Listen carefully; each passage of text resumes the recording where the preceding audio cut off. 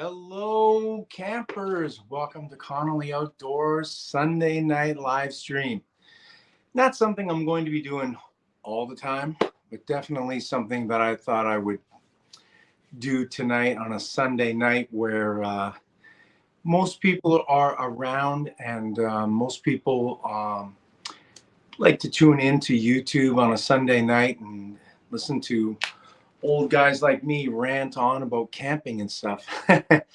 What I want to do tonight is I want to talk about a couple of gear things. And I also want to talk about a few other camping YouTubers, some of whom you may be familiar with and some of whom you may not be familiar with.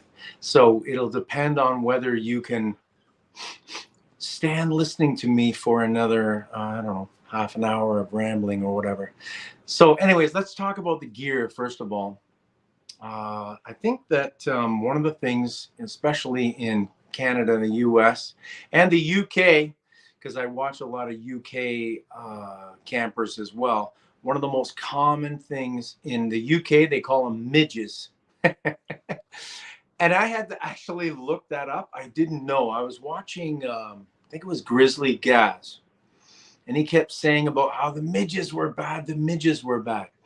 And I didn't understand what the heck he's talking about because I don't know English slang that well, being a Canadian. So I ended up looking it up. And oh, thank you very much. My son Liam, the other half of Connolly Outdoors, has just told me that sounds cool. So good. I'm glad we got some good audio there. That's fantastic. Anyways, so I had to look up what midges meant. So basically midges, for those of you who don't know, like me, a midge or midges are mosquitoes. So that's a very, very common problem that we suffer. I was just attacked on my last camp by crazy mosquitoes, midges. There was also up north, there was deer flies, black flies, horse flies. Horse flies are huge, and these flies are relentless. So we need something to get rid of them. So what I use is a thermocell. So I've got two here that I'm going to show you. I'm not really going to demonstrate it because I'm sitting in my house and I don't really want to get this going in the house. It's meant for use outside, but I just want to show you the two that I have.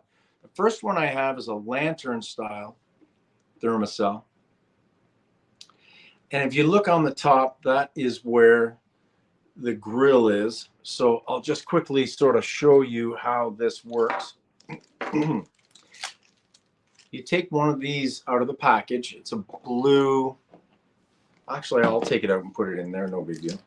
You take this out and you put it, you slide it in right here. Okay. Like I said, I'm not going to turn it on, but slide that in there.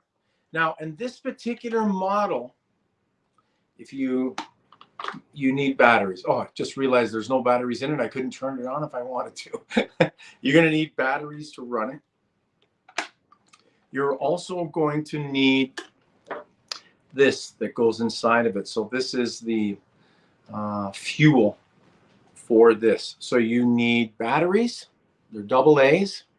You're going to need the actual chemical pad that releases the chemical that mosquitoes don't like.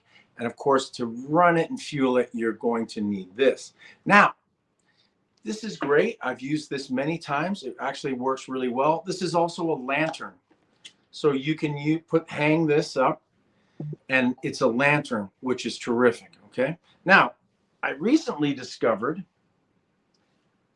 a secondary way to do this and much simpler, and this is my new go-to. So this is also a thermocell. Let me just take it out of the bag here, show you. So it's got the same thing on the top as the last one. The pad slides in there. So I'll take this one out. Just give me 1 second. Take that out. So you take that pad, you slide it in there. There's already one in here that's been used. That's what it looks like when it's done. When it's done, it goes white and black on the bottom because it's been cooked up. And then you put the blue one in there and it's fresh. It's ready to go. Now, this one, totally different. This comes off. You take your gas canister. You don't need fuel in the little bottles. You can use these and they last a heck of a lot longer. So you attach it here, which I'm not going to do. And then you turn it to the on position. Just slides over really easily. Turn it to on. And then you push this up. You hear that clicking sound. That will set it off. And then you look through that little hole. You won't see anything now because it's not on, but you'll see a little red, looks like a little red fire inside there. Then you know it's working. So you just attach this. It's really easy. Slide it on the gas.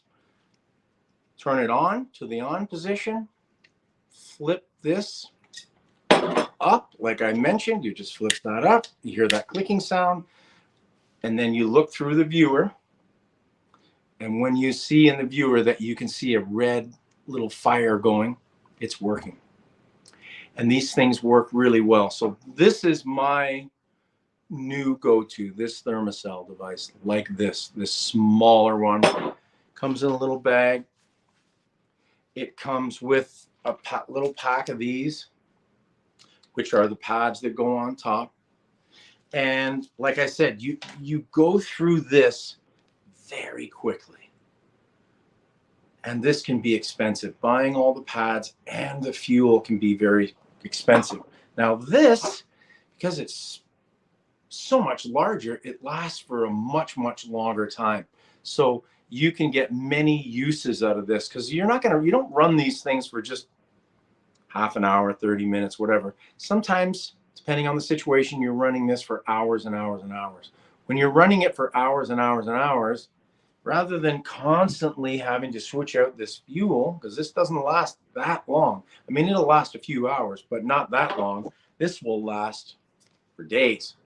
So those are my two that I like to use. The little one I prefer, but this one's cool too, and you can use that. Just got to get the batteries. And of course, like I mentioned, you can use it as a lantern as well. So both of them are great. Check them out.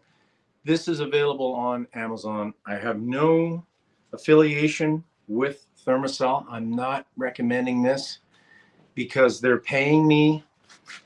I don't even have an affiliate, a sponsorship with them.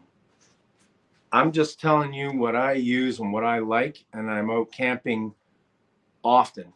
So that leads us to the next topic I want to talk about, and that is camping.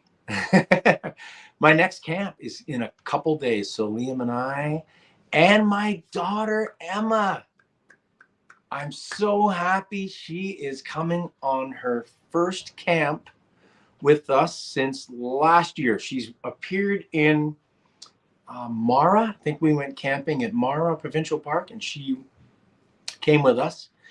Normally she only comes on 1 or 2 a year and they're in the summer. So this is really going to be important because she don't like them midges, mate. So that's going to be really important to keep her comfortable. Liam and her are going to sleep in one of my tents, and I'm going to sleep in a different tent. The two of them, because the three of us cannot fit into my current tent that if you watch my channel, you've seen me use that green tent many, many times. So we are planning on, like I said, camping in a couple days.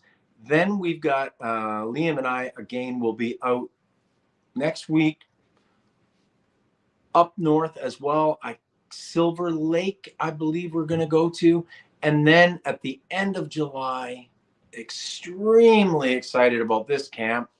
Liam, myself, Emma again, and a very special guest.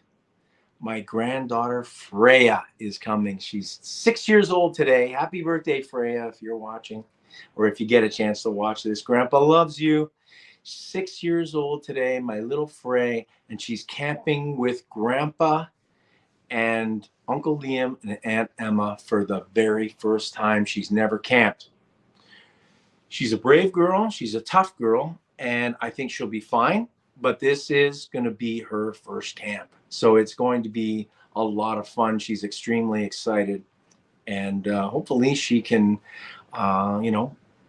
keep herself together and have fun, as opposed to getting nervous and stressed out when it starts to get dark and stuff. So, but Grandpa and Uncle Lee and Aunt Emma are going to be there. So we will protect you, Freya. Don't you worry.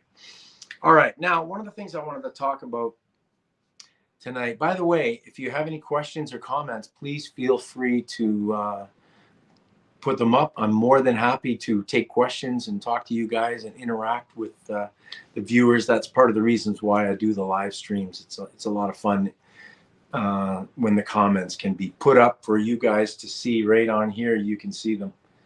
So what I wanted to talk about is YouTubers, camping YouTubers, specifically Joe Robineau, very popular YouTuber, and another guy named Crazy Quady. Both of them have recently sustained some severe injuries.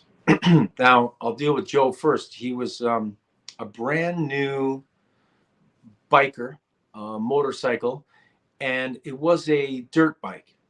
And he's new to the dirt biking. That's my understanding. Please correct me if I'm wrong, if I'm giving you any wrong information, but this is my understanding based on talking to a couple of other campers combined with watching some videos and stuff. Joe is new to the biking world, and when he was, oh, I do have someone saying hello. PM, hello. Awesome that you're here. I'm thankful for anyone that wants to come in here and listen to me ramble. So excellent, PM. Thank you very much for joining me. So Joe, like I said, he's a rookie dirt biker. That's my understanding. And he took the bike out for a spin. It appeared like he did not put a helmet on. Problem number one. Problem number two, based on the video that I saw and a lot of other more expert bikers, including one of my students who is a semi-pro dirt biker, I showed him a video of Joe riding his dirt bike, and he said that he was doing everything wrong. He was way too fast, going through puddles way too fast, et cetera, et cetera, et cetera. And I'm not here to drag Joe through the mud, but I just want to talk about this whole thing with Joe. Anyways, he decided to take his bike out for a spin, no helmet. And like I said, he's new to biking, and at least that's what I think. And he had a really terrible accident that put him into a coma for 2 weeks. Now, you can go on Joe Robineau's YouTube channel. You can see the video that I'm talking about where he's driving, and he's an amateur driver, but he thinks he's pro, and he's driving along very dangerously, and you can see that it's inevitable that this guy's going to get hurt. Sad to say. So then the next video is literally Joe at home after this hospital stint. He had an accident when he was out on his bike. He put the bike down and he was severely injured, brain injury. And like I said, watch those two videos. When he gets his new bike, he's all excited about his new bike. My dream come true or something. Where have you been all my life? I think that's the title, something like that. So watch that one first, then watch the video of him going, oh shoot, I had an accident. I can't emphasize enough, and I'm not a motorcyclist, but I can't emphasize enough, you got to wear a helmet, you got to drive safe. So many young people getting out on motorcycles, and I see it on the highways a lot, driving like freaking maniacs. It's amazing that they're able to stay alive at all, because they're out there driving crazy and they're getting into accidents. And if you get into an accident on a motorcycle, it's a death wish. It really is. You got no protection. And, you know, like I said, I'm not a motorcyclist, but if you are, please, please try and drive safer and check out Joe's videos. Now, one thing that I'm going to have to admit, wasn't thrilled about this. In Joe's video, he starts talking and preaching about safety that he did not follow, wearing a helmet, driving safely, driving slowly, all these other things. You have to watch the video to get it all. And Joe talks about all these things, but he didn't really follow them. And of course, I wish him the best, and I really want him to recover. But I just wasn't happy with his whole after the fact. Oh, don't do this, kids. You shouldn't do this, kids, before the fact. That's what I have to say about that situation. All right, I just have a commenter here. I just want to deal with this here very quickly. I forgot my glasses. I'm going to read it on my computer down here quickly. Joe and Caitlin Goozer. My apologies if I'm mispronouncing your name. I'm sorry. Tim, my name is Joe. My three boys, Riley, Cole, and Luke, and I are huge fans of you both here in Villa Nova, Norfolk County. Yes, we watch both of your channels, and we are avid trailer campers. Nice. That's awesome. That is so awesome to hear. You and your three boys watching Liam and I on our adventures. That's so fantastic. So, Joe, I'm really happy that you joined us here today. And Liam isn't here. He's actually here, but he's upstairs with his friends. So on behalf of him, and he's going to see this, I'm sure, the both of us want to thank you for tuning in, and it means so much to us that you're watching. Just incredible. And say hi to your three boys for me. That's awesome. That's great that you're out there with your sons. As you know from watching my channel and Liam's channel, we do the same thing. I started him young. He was 6 years old, same age as Freya.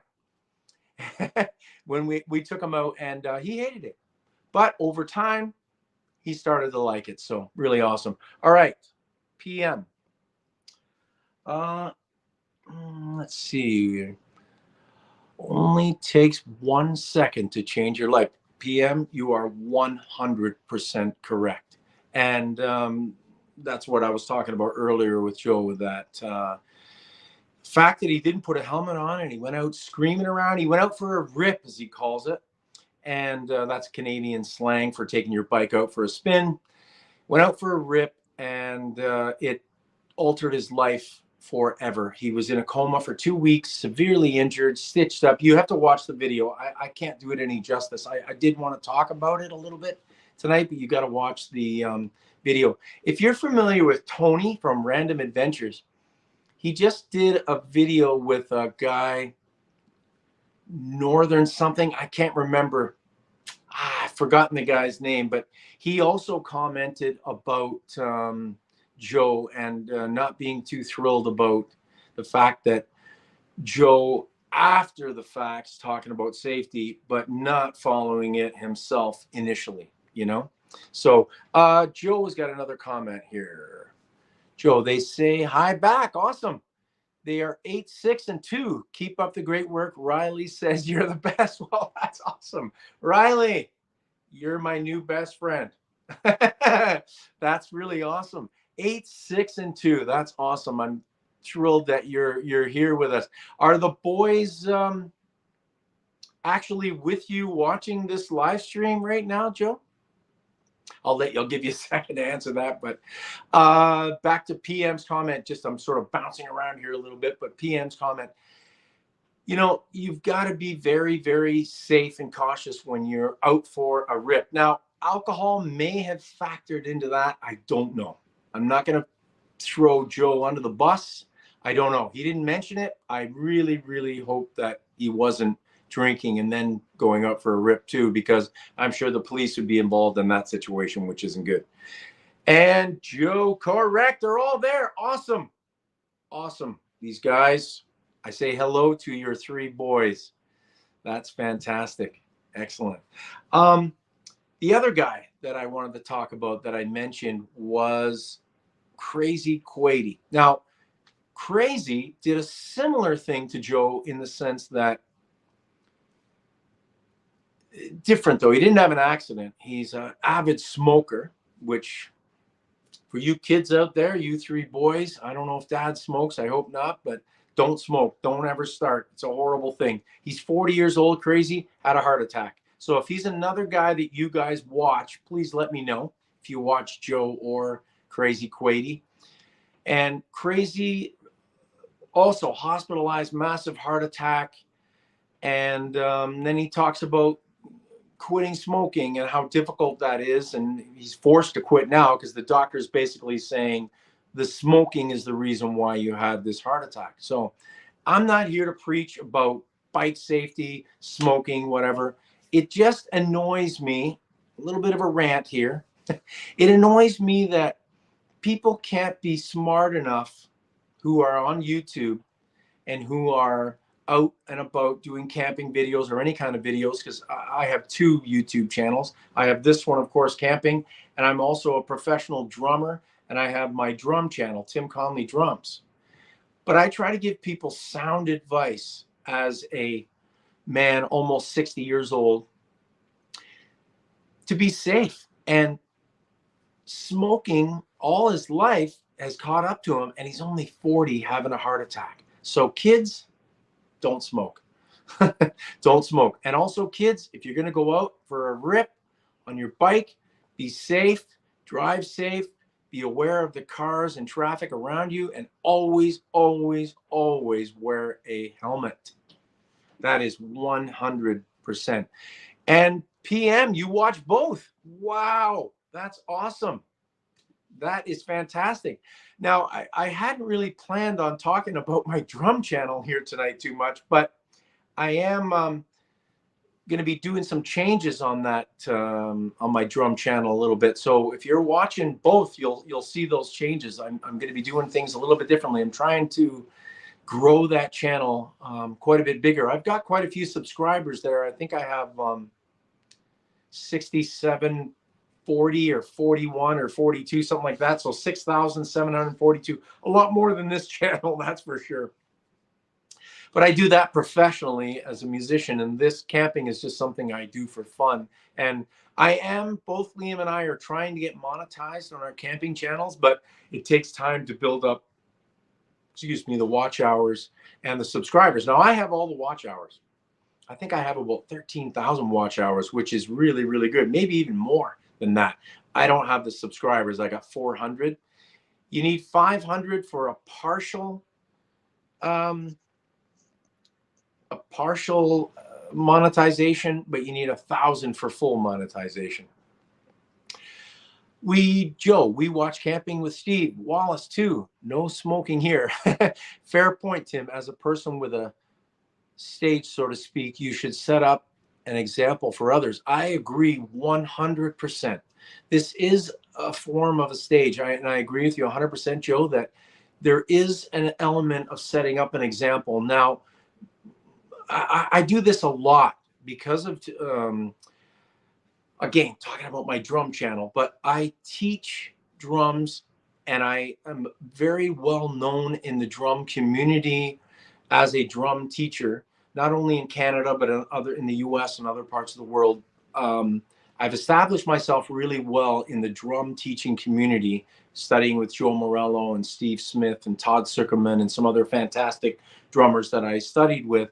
And setting up in that community, I feel that I'm an example to people that I teach, people that watch me, that I have to provide them with correct techniques, correct drumming things, and I do that on my other channel. But now on this channel, on Connolly Outdoors, I also feel the need to take on a role here as somewhat of a teacher, because I'm out doing the camping and I like to show my setups and cooking and things that I do. Now, I'm no chef or anything, and I'm no expert camper, but I have been camping pretty much my whole life ever since I was 5 years old. And my channel, in terms of videoing, that is still a learning curve for me. I've only been doing it just over a year. I just had my year anniversary. I did a live stream about that a few months back. So I've only been filming camping videos for, 14, 15 months. And while I do enjoy it and I'm developing, I'm still learning. I've been a YouTuber for 15 years, actually coming up on 16 years. So I've been involved on YouTube filming my drum channel for a long, long time. And I love Steve Wallace, by the way. He is absolutely one of my favorite campers is Steve Wallace. Well, look who joined us. This is a surprise. The wife, Mrs. Connolly. Wow. Where's your next adventure? Well, I did have an adventure today at home when you forced me to tear out all that stuff and clean everything up and do everything I had to do around the house today. So that was an adventure.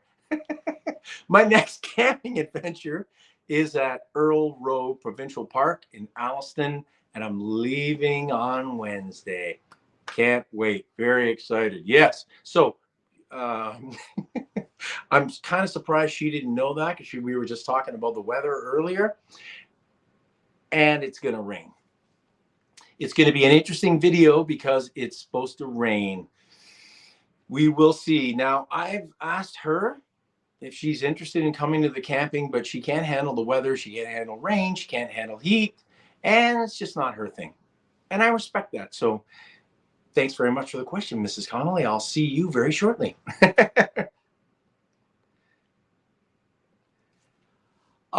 PM, I tried the drums a few years ago. No one wants you to practice. That's true. But it was fun. I quit smoking last March. My first grandchild coming the end of September. Hello, Mrs. Connolly. Staff. Yes, she's a teacher. So that was her teacher ID thing there. She's a French teacher. She actually speaks 4 languages. She's quite a bit smarter than me. As far as the drum practice goes, you can practice on a pad. You can practice on what's called DB1 practice drum heads that you can put on your drum kit. They're made by Evans, and I have a video on my channel about those DB1 heads. They're actually very quiet.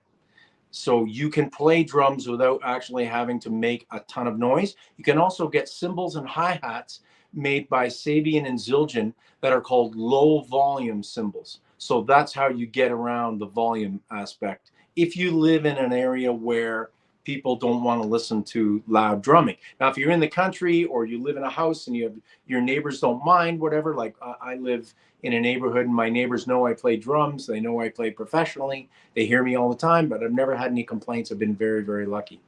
So PM, it hasn't stopped raining for long all summer. You're right. I was just talking about that with my wife earlier about how it just keeps the rain. It's just, it's either super ridiculously hot here in Southern Ontario where I live, or it's raining. Now, I have to admit, camping in the rain is actually quite fun. I know it's shocking to hear that. The other thing I said to my wife too, she's like, oh, you might not want to go camping in the rain. But I said to her, people like to watch YouTubers camp in the rain. They like to watch us suffer out in the rain. I am guilty of that too. I watch a lot of camping videos where the weather is not exactly the greatest weather. So camping in the rain, while it's not the greatest while you're out there, it makes for good video. Now, I have no problem actually physically camping in the rain. My last video, the second half, it poured all night when I was camping, and it's actually nice. The sound of the rain hitting the tarp and the tent and whatever, it's actually nice. But the part I don't like is the tear down. I don't like tearing down in the rain, putting away wet gear and stuff like that. That I don't like. Yes. Okay. Let's get to these questions here. So funny, my daughter is a teacher as well. Yes, I hear about the ways to practice. Okay, great. And your daughter is a teacher too. Awesome. That's fantastic. Let me know what she teaches. And Blue Rose Unforgotten. Hello, Timothy. Well, hello there. That's my sister, Shirley. Hello, Shirley. Thanks for joining me today. It's nice to see that I've got a few family members joining me here today. So Hello, Shirley. Really nice to see you. And PM, don't forget about the wind. Weird summer here in Ontario. You are absolutely correct. In my neighborhood where I live, it's a frickin' wind tunnel. It's crazy. I mean, I live in a fairly new area, and as a result, there's no really huge trees. Trees is what helps break down wind. That's why when I go camping and you can look up, you ever notice this? Next time you go camping and it's windy, you'll see the trees blowing, but you won't feel a lot of wind down low where you are actually camping. You might feel some, it depends, obviously, every situation is different. But quite often when you go camping, you'll see the trees moving a lot and you'll look up and go, holy geez, it's windy, but you won't feel it as strongly down where you are standing, sitting, etc. But in my neighborhood, you feel it. It doesn't matter what you're doing. It's always windy. Another comment here. Mr. Connolly is right. We like to watch you guys improvise and overcome the challenges. The hot tent camping videos are our favorite. Yes, yes. We enjoy trying to overcome the challenges as well.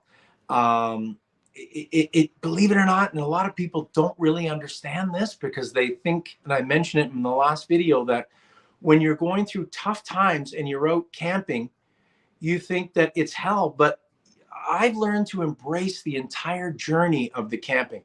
Sometimes you're going to have great weather, sometimes you're going to have terrible weather, but you can still enjoy yourself no matter what is happening. The hot tent camping, I love hot tent camping. Liam and I have so much fun out in that hot tent, and we were joking around. Well, we joke around about it all the time when we're getting back out there in the hot tent. Can't wait to get out there. I love that stove, and I love being out uh, in the hot tent. And it's warm in that tent. I don't know if you've ever hot tented before, Joe, but once you get the heat going in the tent, it's awesome. I do recommend, though, that you dress really warmly and get good quality gear, sleeping bags and whatnot. You want to make sure that you're comfortable because it can get cold out there. That is for sure. All right. Yeah, Joe corrected the spelling. Yes. Thanks, Joe. No worries, though. It's common. I've had numerous teaching positions, teaching drums, of course, and it took them a while to get the spelling of my name correct. So technically, I don't think I actually got paid for any of that because they spelled my name wrong. They gave it to somebody else. All right, PM. I don't mind rain and camping if it's after the setup. Yeah. During the setup, it's tough. Also, tear down. I don't really care for the rain during setup and tear down. I've been very fortunate so far in the last while of camping that we haven't had that problem too much. Liam and I got hit with some heavy wind, though, one time setting up the hot tent. I wasn't even there yet. He had to set up the hot tent by himself. And unfortunately, he had a hard time filming because the wind was so intense. But that can be a difficult situation when you're dealing with the weather and you're trying to set up a tent that's flapping in the wind and you're getting rain pouring on you and stuff. But like I said, no matter what happens when I'm out there, I try and embrace it and turn it into a positive. That's just the way that I operate in my life in general. PM, excuse me, again, a few years ago, I bought a rain suit.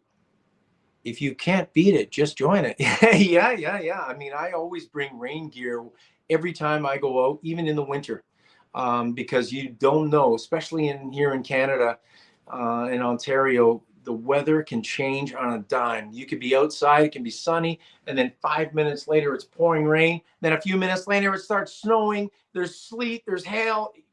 If you live in Ontario, you know exactly what I'm talking about. The weather changes like crazy. So when you go camping, I always tend to overpack a little bit unless I'm doing backpack camping where I'm actually going into the backcountry. If I'm going into the backcountry, I try not to bring too much stuff because it's so hard to carry it all. But when I'm camping and I got the stuff in my truck, I tend to overbring a little bit too much. But I feel it's better to be safe than sorry. Okay, Riley asks, does Liam and yourself enjoy the tent camping adventures? What's your favorite activity? Well, Riley, thank you very much for the question. We love all aspects of camping. We go fishing, we go canoeing, even though I'm not the greatest canoeist because I'm not great balancing in the canoe, but Liam is really good. But we like the hikes, we like to be out in nature. But my most absolute favorite aspect of camping, and I talk about this quite a bit to people that don't camp and don't really understand, is it might even be hard for you to understand this, Riley. I'm not sure, but the relaxation, just being out there. I don't have to think about, your bills, your job, things in life. In your case, you don't have to think about school. You don't have to think about maybe chores you got to do around the house. You can just relax, be around the fire. I enjoy cooking the camping meals and relaxing around the fire or relaxing on a beach or by a lake. If you watch my videos, there's lots of lakes and creeks and rivers and beaches and whatnot. And I just enjoy just setting up a chair and just being quiet. That's my part B answer. Being a professional musician, I deal with so much noise, meaning loud drumming, loud guitar playing, the bass, the vocals, loud venues, screaming fans, which I'll never complain about. That's why we perform as musicians, is we love the screaming fans. But because my whole life is so loud, to be quite honest, drums being a very loud instrument, when I go camping, I don't listen to music. I don't listen to music at all. And I never go into, if I'm in a provincial park or anywhere, I never go into a site where there's electricity. I bring my own electricity in the form of a Jackery and backup battery packs to keep my phone charged and stuff like that, and to run a fan when it's hot, or to run lighting, whatever. I do bring a Jackery for electricity, but I never go into electrical sites because people are always cranking music. And I don't like that. When I go camping, I like the peace and quiet. Liam and I are going to be doing some not only backwoods but some crown land camping where nobody's around. It's nice and peaceful and quiet. I really, really love the peacefulness and quiet. I hope that answers your question, Riley. Okay, how are the bugs your way? They are bad here this year.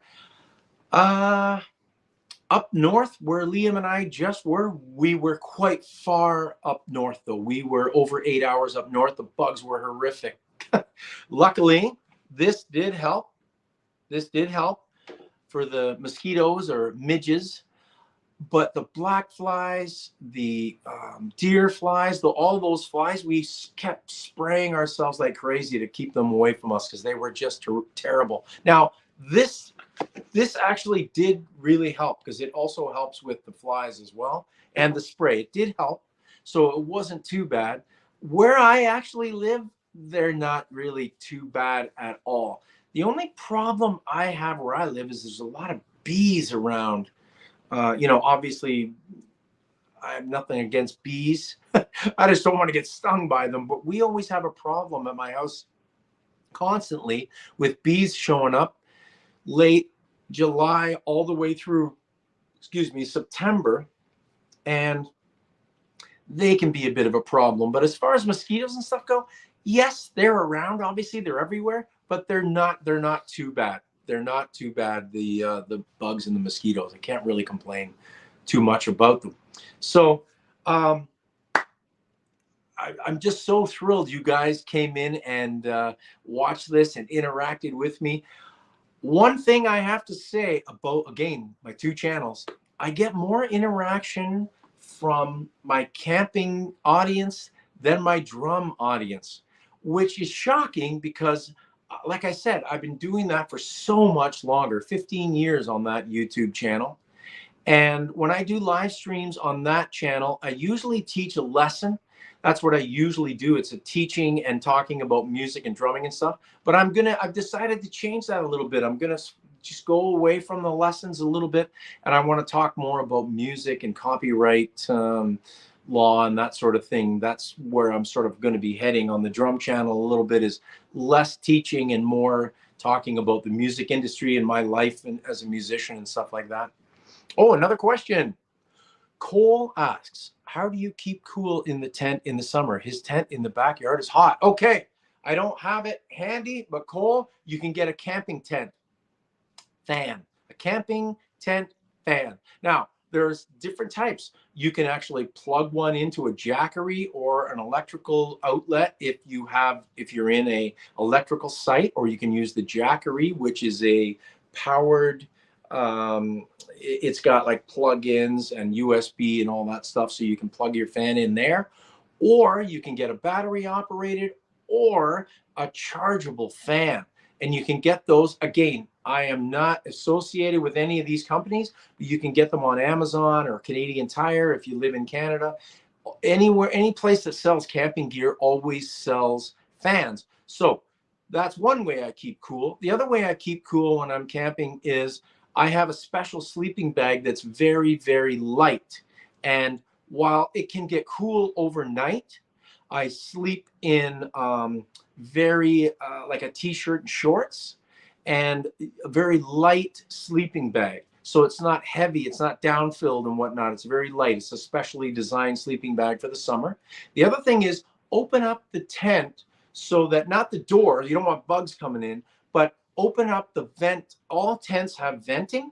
So you open up, you can either unzip it, or some of them have these little sticks that you push out and you can vent your tent to get air. Because usually through the night of camping, maybe not necessarily when you first get in the tent, that's usually when it's the hottest. But as you go through the night, you might wake up and you're hot, you can vent your tent. And I recommend you vent the tent anyways. Now, when I'm hot tent camping, even hot tent camping in minus 30, I remember Liam and I were out in temperatures as low as minus 30, we still vented the tent. Now, we vented the tent for safety reasons, not to bring necessarily cold air in. We did want air circulation through the tent. So Liam and I would actually vent the hot tent, which naturally vents unless you really, really close it up. Most hot tents sort of provide air naturally.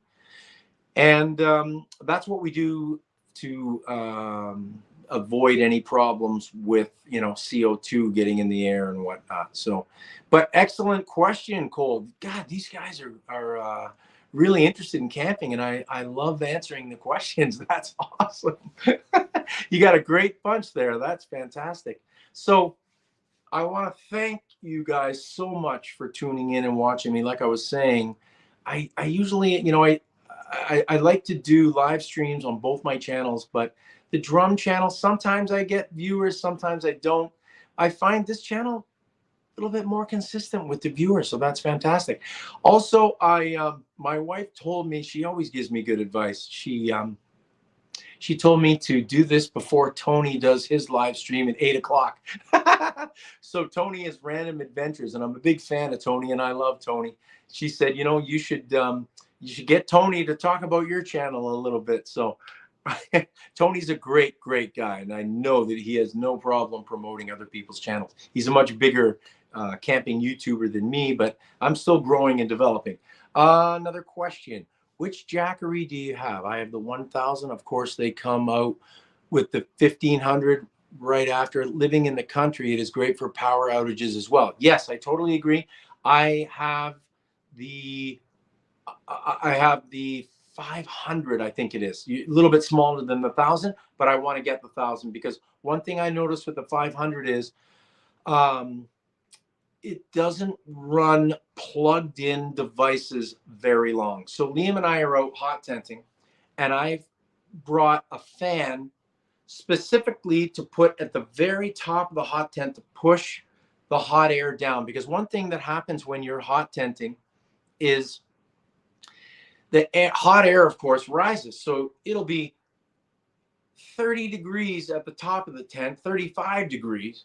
And at the bottom of the tent, it's -5. So it's like you got this huge range of temperatures in between. So I brought a fan with the great idea, which is a great idea, to blow the hot air down towards us. Excellent idea. What I didn't anticipate, though, was that the Jackery 500 did not really last as long as I wanted it to using a plug-in device. The 1000 would have been much better, or the 1500, which is what I'm planning to get, because I think it's a better idea, especially for using any kind of a plug-in device. So yeah, that's the Jackery that I currently using, but I want to get what you have, the 1000. Riley asked, what is your favorite campground or campsite thus far? Oh, what a fantastic question, because I was just talking about this. Liam and I always talk about this. So I think I can speak for both of us. Liam's not on the, I don't think he's in the group right now, but I can tell you right now, Killarney. And that camp, if you watch that camp, Liam and I got that site by accident. We had booked a campsite way the other end of the campground, like 58 or 68 or something like that. We get there and they tell us that there's no access to our campsite. You're going to have to walk there if you want to go, but it's a long, long walk, miles, kilometers. And I'm like, oh, we can't lug all this gear. It's impossible for kilometers and kilometers. So the warden or the person at the Killarney site said, well, there are sites nearer to here. Why don't you guys go and take a look and find one you like? Well, the site we found was the greatest site we've ever been at, and it was fairly close to the office, which is unusual. Usually the campsites close to the office are usually pretty crappy, but this site was amazing. So you got to watch the Killarney video. That campsite was absolutely amazing, right over top of a lake. We're up on a hill right over top of this lake. It was fantastic. Him and I are going back there because that was our favorite campsite that we've been at. Another really, really good one that we really enjoyed was when we went to Mew Lake in Algonquin Park.